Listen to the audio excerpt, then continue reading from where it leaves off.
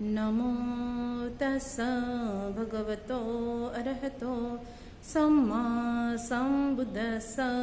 नमो तस्स भगवतो अरहतो सम्मा सम्बुद्दस्स। नमो तस्स भगवतो अरहतो सम्मा सम्बुद्दस्स।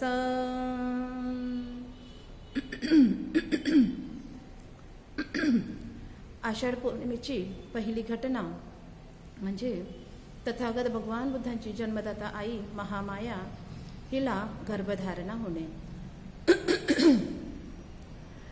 2500 वर्षापूर्वी या भारतामध्ये छोटे मोठे राजे राज्य करीत असत। या राज्यांमध्ये एक शुद्धोधन नावाचे कपिलवस्तूचे राजे झाले। या शुद्धोधन नावाच्या राजाला एक महामाया नावाची राणी सुद्धा होती। महामायाच्या लग्नाला अनेक वर्ष होऊन गेली, परंतु तिला एकही मूलबाळ झालेलं नव्हतं। तिची तीव्र इच्छा होती की राजा शुद्धोधनाचा वंश हा पुढे जावा आणि म्हणून ती कपिलवस्तूमध्ये एक उत्सव साजरा केला जात असते। वप्रमंगल नावाचा उत्सव साजरा केला जात असते। या उत्सवाला साजरा करण्याचं ती ठाणते। ती इच्छा करते की हा उत्सव आपण साजरा केला पाहिजे आणि आषाढ पौर्णिमेच्या अगोदर 7 दिवसा अगोदर हा उत्सव सुरू होते।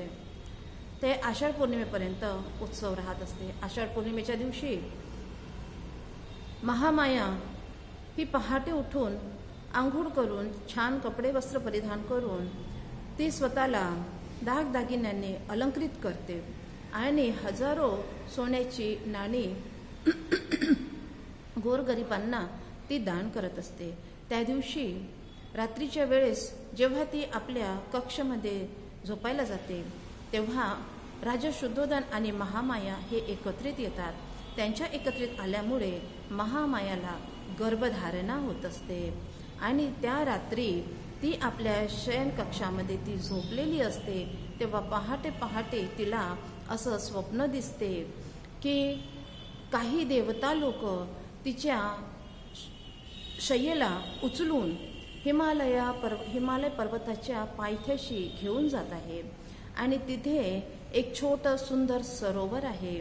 त्या सरोवरामध्ये काही देविया म्हणजे स्त्रिया या तिला उचलून घेऊन जातात। त्या सरोवरमध्ये तिला आंघोळ घालतात, तिला छान तयारी करून देतात आणि पुन्हा तिला तिच्या शय्येवर आणून बसवतात।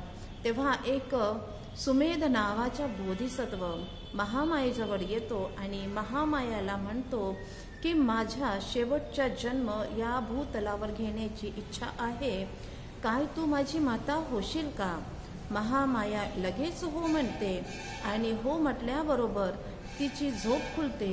सकाळी पहाटे पहाटे सर्वप्रथम ती आपलं स्वप्न ही राजा शुद्धोधनाला सांगते। राजा शुद्धोधन या स्वप्नाचा निष्कर्ष काढू न शकल्यामुळे 8 पुरोहितांना बोलावून घेत असतात आणि ते 8 पुरोहित या स्वप्नाचं असं निष्कर्ष काढतात की राजन आपल्याला पुत्रप्राप्ती होणार आहे आणि हा जो पुत्र आहे तो जर गृहस्थ राहिला तर चक्रवर्ती सम्राट होणार आणि जर का त्यांनी गृहत्याग केला तर तो बुद्ध होणार।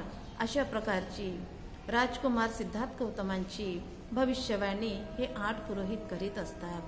तो दिवस म्हणजेच आषाढ पौर्णिमेचा दिवस होय। ही पहिली घटना तथागत भगवान बुद्धांच्या जीवनातील आहे। नमो बुद्धाय, जय भीम।